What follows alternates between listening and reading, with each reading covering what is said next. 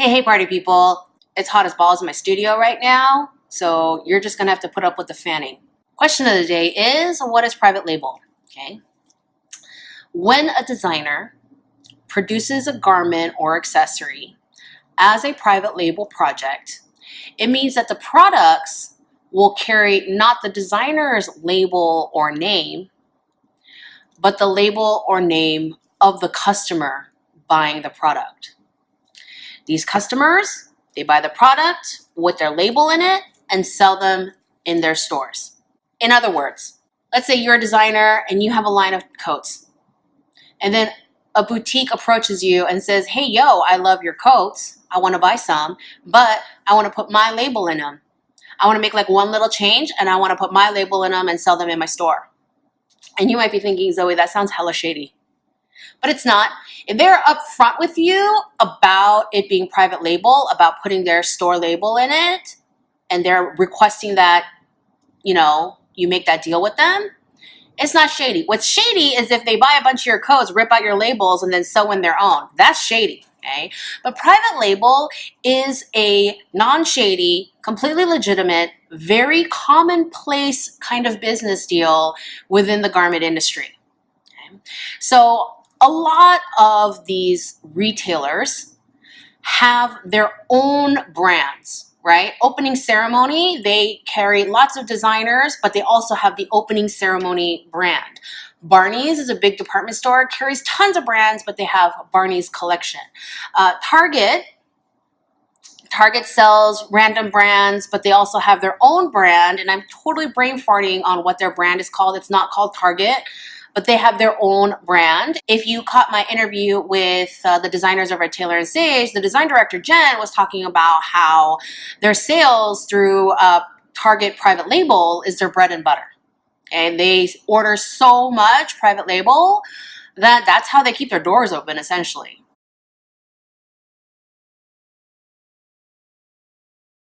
So you have stores, retailers from all different price brackets that have their own label.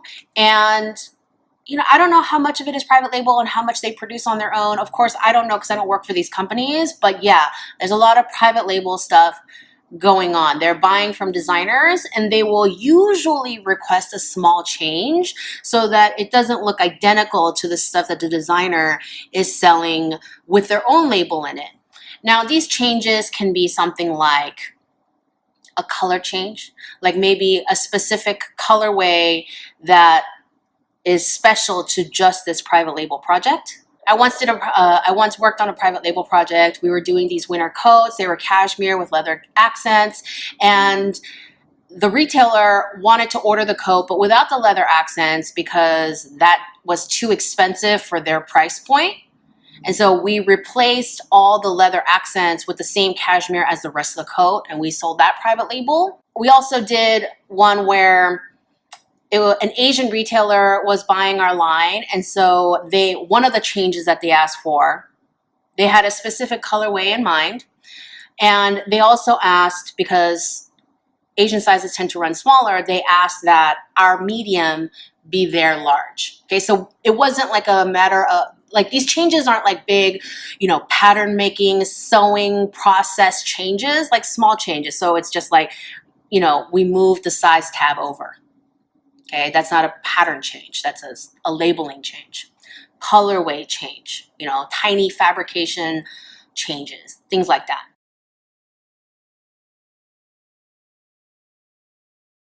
That is essentially what private label is. And you might be wondering, well, why would anyone do that? I'm gonna tell you. Iced coffee. Let's talk about the benefits for the designer first. Number one is money. Money is good. Orders are good. It doesn't matter if you're an 8-month-old company or an 80-year-old company. More orders is good. Give or take an extreme, terrible scenario, right? Orders are good. Money is good. Another thing that you may not have thought of is how you can establish a working relationship with a retailer. Like, let's say Barneys approaches you and wants to order some blouses, but under private label. This can be your foot in the door, okay? you could establish a working relationship with them where you are producing high quality product on time, shipping on time, and you're developing a rapport with Barneys, and they can rely on you. And then later on, like a couple of seasons later, you're like, hey, Barneys, don't you think we're awesome? Wouldn't you like to sell some of our other stuff with our brand in them in your store as well? And they're more likely to give you a shot because they already know that you're delivering on time and you're delivering high quality product. And you might be wondering, well, then Barney, why would Barneys buy private label from you from the beginning if they didn't have a relationship with you before? I mean, there are a lot of things, and I'm trying not to speak for Barneys, I'm just using it as an example, but there are a lot of companies that will order private label because people, these stores, Opening Ceremony, Nasty Gal, whatever, these stores, they have their own reputation. They have a following, they have a customer base. And so when they put their label in something, those customers understand, like, oh, this is an Opening Ceremony product, this is a Barneys product, and they have a relationship with that label. A small designer that's up and coming, no one's ever heard of, yeah, even if it is sold by a retailer that they like, they're not going to put the same amount of trust. And especially for brands that are more expensive, most customers, they want to go tried and true, a brand that they know is going to be high quality, et cetera, et cetera. And so when a department store orders private label, it's doing that because they know it's a safer way of getting new product in the store because people already depend on that department store label. And so it's generally going to have a better sell-through rate than having the same product under an unknown designer's label in their store. But if you have, you start a good relationship and you're getting a good sell-through with their product and stuff, maybe they'll say like, okay, well, we're going to order private label this, and maybe we'll order a tiny order of, these dresses with your label in them, and you negotiate how to get into the store in that way. The downside is sometimes you feel kind of shitty because you have your great product out there in the world and you're not getting the brand recognition for it. Speaking from experience, that can just be like that's not the best thing that's happened to me. On the other hand, maybe the customer will ask for changes that you don't really like. But that's fine because your brand won't be associated with these odd new color combinations and stuff like that, right? So yeah, maybe you hate the new colorway, but it's no skin off your nose because nobody knows that was something that you did, right? So what are the benefits for the customer? The number one thing is they get product without having to deal with product development and production. You order it, put your own label on it. Another reason why some brands or customers might be interested in private label is they might want to branch out into a new category for them.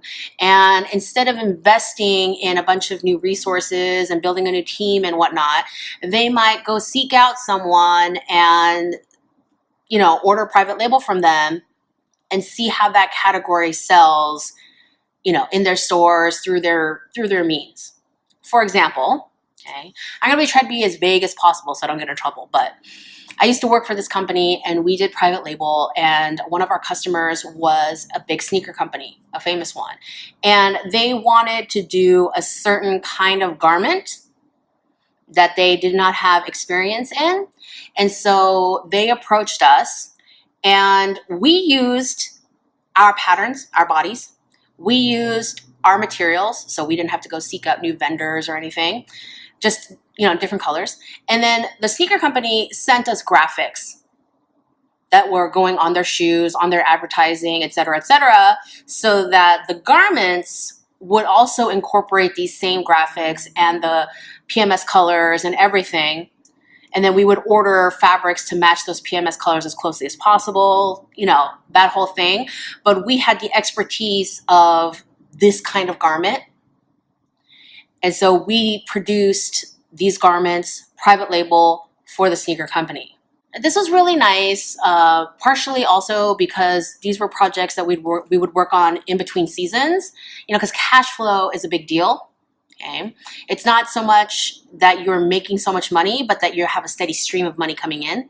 Yeah, so the company would send over graphics and I would start manipulating them and, think about how they're going to be done, whether it's a screen print or embroidery or whatever, and kind of place everything. And I would do flats, full color flats with the graphics in them. And then I would send them over and they would pick the ones that they liked and we would start the sampling, and then we would send the samples over and they would approve, and then we would run the production. And then with them, because they wanted everything oversized, they asked for a size up. Like our large was their medium. They wanted everything bigger, boxier, whatnot. So we didn't change the pattern at all, but we changed the size labeling. The downside for the customer is they don't get that much control. You might be thinking, well, that process you just explained to us seems like a lot of control. And some of you may be thinking, oh no, that's not enough control. Like, I want to make sure that the cutting's done right and that, like,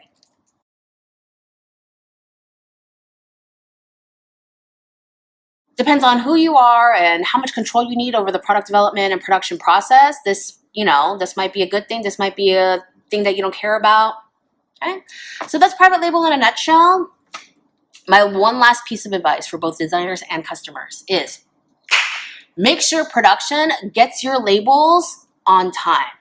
I would have to say that all of the private label projects I've worked on, the number one problem that happened the most frequently is the customer would not send the labels to us in a timely manner. Designers, pester your clients early to get your labels. Customers, send the labels with plenty of time, and don't bitch at them if production starts late because you didn't get them their labels.